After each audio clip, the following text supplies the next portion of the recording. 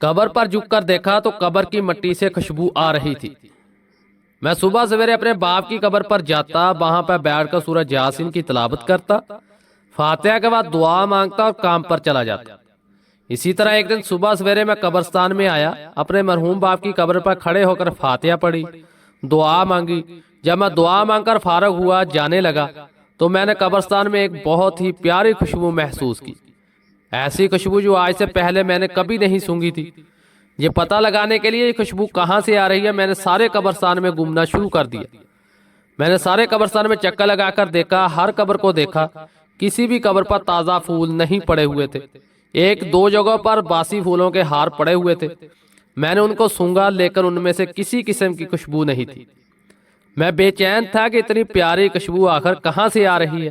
میں چلتے چلتے قبرستان میں ایک ایسی جگہ پر پہنچا جہاں پر 3-4 قبریں بنی ہوئی تھی، تو وہاں سے اور زیادہ خوشبو آ رہی تھی۔ مجھے یقین ہو گیا کہ یقیناً قبروں میں سے ہی کسی قبر میں سے خوشبو آ رہی ہے۔ میں نے قبر کو سونگا، اس میں سے خوشبو محسوس نہ ہوئی۔ پھر دوسری قبر کو جھک کر سونگا تو اس میں سے بھی خوشبو نہ آئی۔ پھر جب میں تیسری قبر کے قریب گیا اور جھک کر اس کو سونگا تو اس کی مٹی سے خوشبو آ رہی تھی۔ مجھے یقین ہی نہ ہوا کہ قبر کی مٹی سے خوشبو آ رہی ہے۔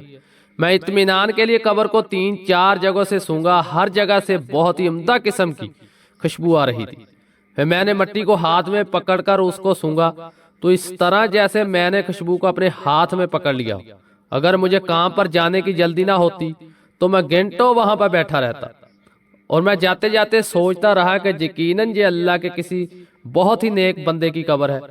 اگلے دن جب میں اپنے مرحوم باپ کی قبر پر فاتحہ کے لیے آیا تو میں نے فاتحہ پڑھی اور ہاتھ اٹھا کر دعا مانگی تو میں نے دیکھا کہ وہی قبر جس سے خوشبو آ رہی تھی اس پر کوئی بندہ کھڑا ہو کر دعا مانگ رہا ہے۔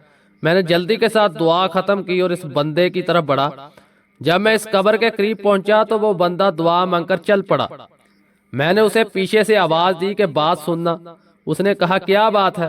میں نے کہا میرے قریب آؤ، کوئی کام ہے۔ وہ میرے قریب آیا، اس نے قریب آ کر سلام کیا، میں نے سلام کا جواب دیا اور اس کے بعد اس سے پوچھا کہ یہ قبر کس کی ہے۔ اس نے حیرانگی کے ساتھ پوچھا کہ آپ ایسا کیوں پوچھ رہے ہو؟ تو میں نے کل والی ساری بات بتائی کہ میں کل اس طرح قبرستان میں آیا تھا تو میں نے قبر کی مٹی کو سونگا تو قبر میں سے بہت ہی عمدہ قسم کی خوشبو آ رہی تھی۔ وہ میرا ہاتھ پکڑ کر قبرستان سے چل پڑا اور ایک جگہ رک کر اس نے مجھے بتایا کہ یہ میری والدہ کی قبر ہے اور قبر سے خوشبو کیوں نہ آئے۔ اور تو مجھے کچھ یاد نہیں، بہت ہی نیک اور پرہیزگار عورت تھی، قرآن پاک نہیں پڑھی تھی لیکن قرآن کریم سے بہت ہی محبت کرتی تھی۔